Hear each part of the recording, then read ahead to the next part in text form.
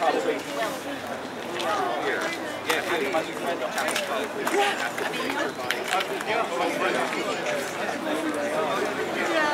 as well.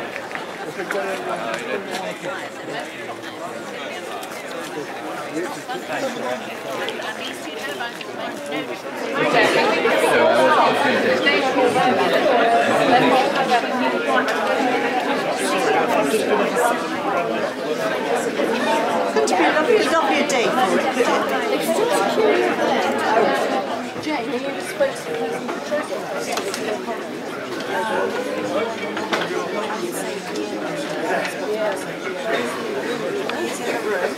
Yeah, he's actually Just about here, isn't it?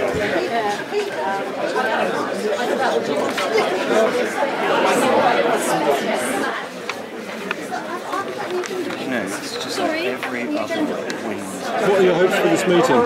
that the turbines will be approved. And your expectations? That it will be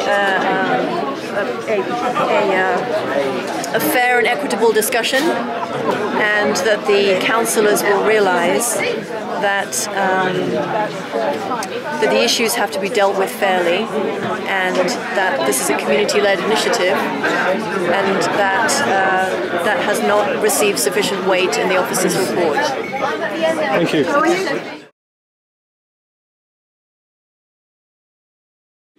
Matt, we've just come out of the meeting where the Totnes Community Wind Farm proposal has been turned down. What's your response? I'm disappointed. I felt that Southampton District Council had a real opportunity here to make to contribute meaningfully towards their targets, their renewable energy targets, community-led initiative.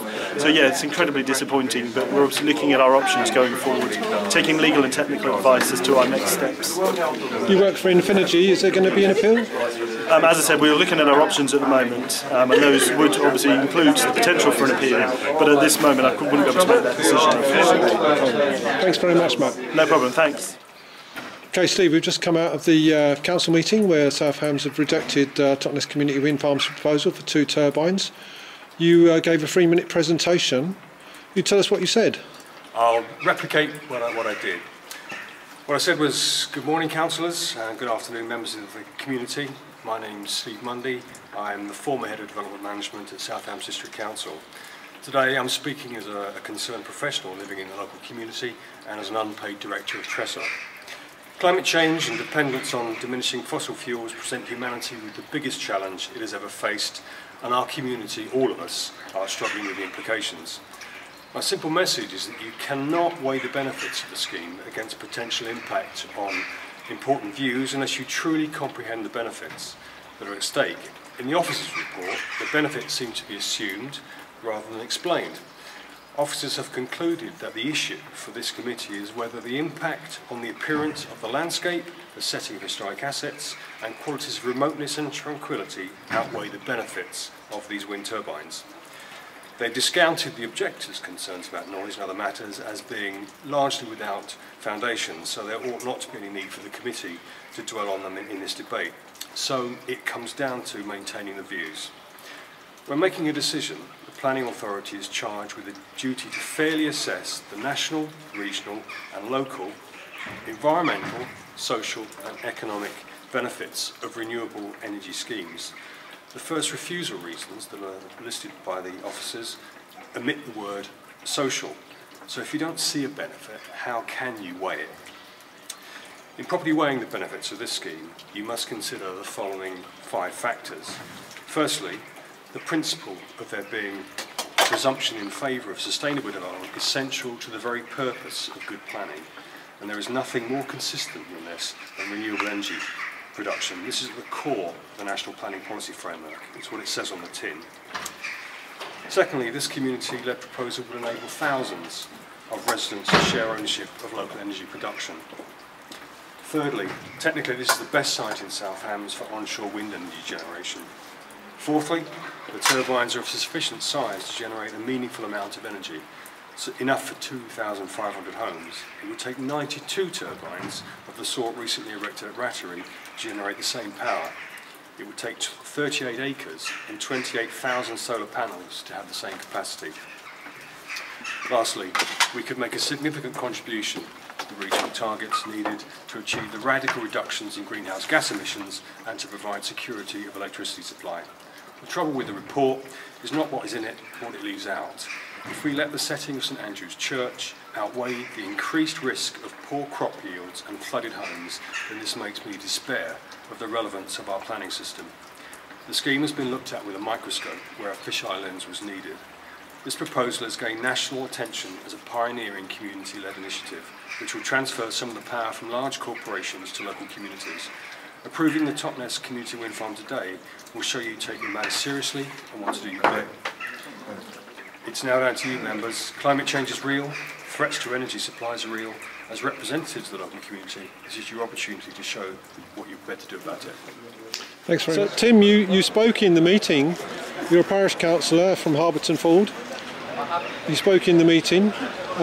What did you say? What did you tell people in the council chamber? Well, I can read it for you. Exactly what I said, my 3 minutes of fame. Here it is. The planning officer's report is admirably fair in testing the opponent's exotic flights of fancy against mainstream science.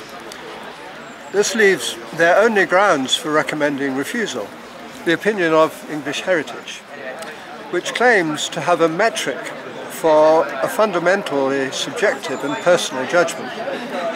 If you can place yourself anywhere on public land where a historic structure is visible in the same field of view as a wind turbine, the turbine must go.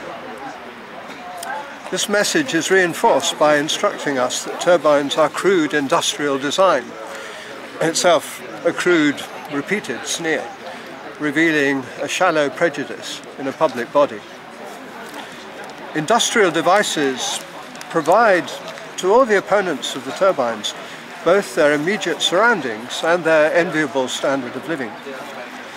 Their televisions, toasters and hairdryers may not be crude in design, but we can be sure they've all been made somewhere over the horizon, out of sight. The electricity to activate these industrial devices also comes from power stations, over the horizon, out of sight. And some people here like it that way, defending their Arcadian idyll, none of whose practical comforts have been made anywhere near their green acres.